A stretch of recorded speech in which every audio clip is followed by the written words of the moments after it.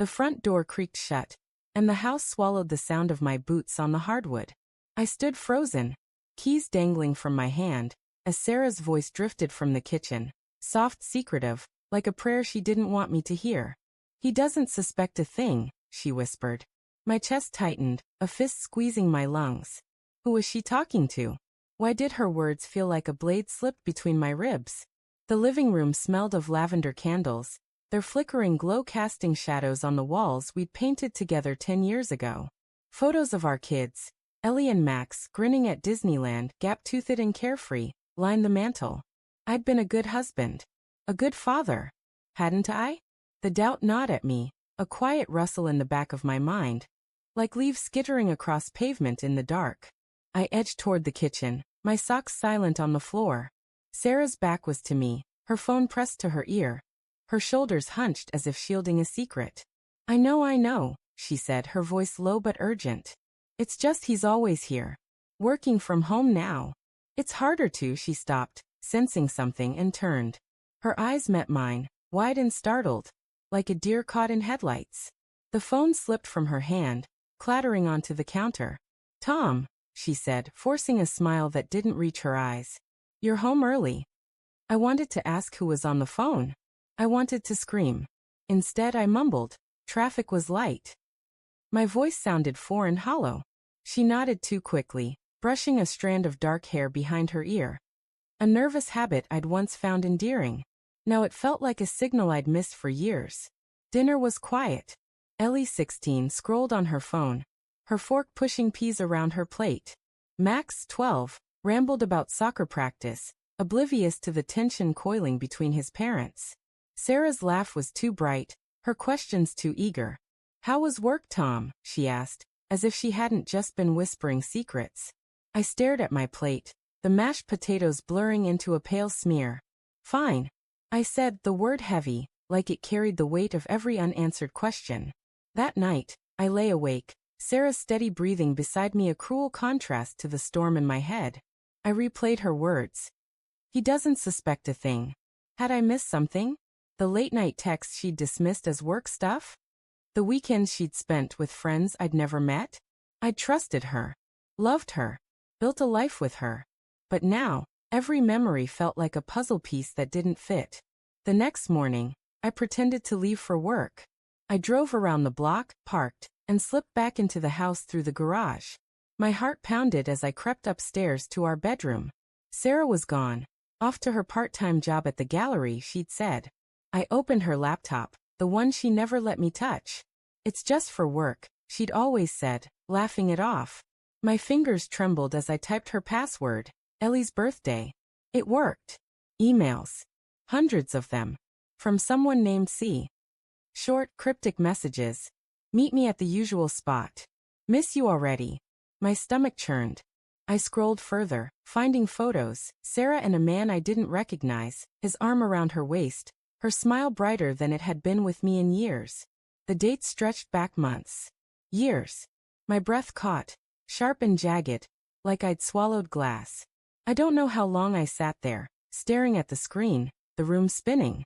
The kids' laughter from old home videos echoed in my mind, clashing with the betrayal burning in my chest. I wanted to confront her, to demand answers, but something stopped me. Fear maybe, or the desperate hope I was wrong. Over the next week, I became a ghost in my own life. I watched Sarah like a detective, noting every glance at her phone, every vague excuse. She'd started wearing perfume again, the kind she hadn't touched since our early days. She hummed while cooking, a lightness I hadn't seen in years. Each detail was a splinter under my skin, proof of a life she was living without me. Friday night, she said she was meeting a client. I followed her. The kids were at sleepovers, the house dark behind me as I tailed her car through the city.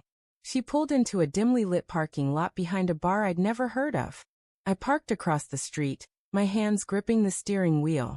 A man stepped out of the shadows, tall, broad-shouldered, the same man from the photos. They embraced, her body melting into his in a way that made my throat close. I didn't confront her. I couldn't. Not yet. Instead, I drove home, the city lights blurring through tears I hadn't realized I was shedding. The house felt emptier than ever, the the silence screaming her absence. I poured a whiskey, then another, and sat at the kitchen table, staring at the photos on the mantel. Ellie and Max. They deserved better than this. Better than us. The next morning, Sarah was all smiles, oblivious to the fracture she'd caused. "You okay, Tom?" she asked, pouring coffee. Her concern felt like a mockery. I nodded, my jaw tight, and left for work. But I didn't go to the office. I went to a lawyer, then a private investigator. If I was going to lose everything, I'd do it on my terms. Weeks later, the investigator handed me a file. Bank accounts I didn't know about. Hotel receipts. A second phone. The man's name, Chris, her colleague. Every detail was a punch, but the worst was a letter, tucked in an email draft she'd never sent. "I love you, Chris, but I can't leave Tom." "Not yet." The kids. I confronted her that night. The kids were asleep. The house was quiet, the lavender candles unlit. "Who's Chris?" I asked, my voice steady despite the rage clawing at my chest. Her face crumpled, guilt and defiance warring in her eyes. "It's not what you think," she started, but I cut her off, slamming the file on the table. Receipts spilled out, undeniable. She cried. She begged. She said it was a mistake, that she loved me, that she'd end it. But her words felt like ash, scattering in the wind. "Why?" I asked, my voice breaking. She looked away, her silence louder than any confession. "I was lonely," she whispered finally. "You were always working. Always distant. I wanted to scream that I'd been here, that I'd loved her, that I'd built my world around her. But the words wouldn't come. Instead, I walked out, the door slamming behind me. Months later, I stood in a new city, a new life. The divorce was finalized, the kids split between us. I'd sold my share of the business, walked away with millions and vanished. Sarah didn't know where I'd gone. Neither did the kids, who'd called me a coward for leaving. But I wasn't running. I was rebuilding. I bought a house by the ocean. The waves a constant roar that drowned out the pain. I started a foundation for kids like Ellie and Max, kids caught in the wreckage of broken homes. I didn't need revenge. I needed purpose. But late at night, when the whiskey burned my throat, I wondered if Sarah ever regretted it. If she ever realized what she'd lost. The phone rang. Ellie's name flashed on the screen. "Dad," she said, her voice trembling. "Mom's engaged. To him." The words hit like a freight train.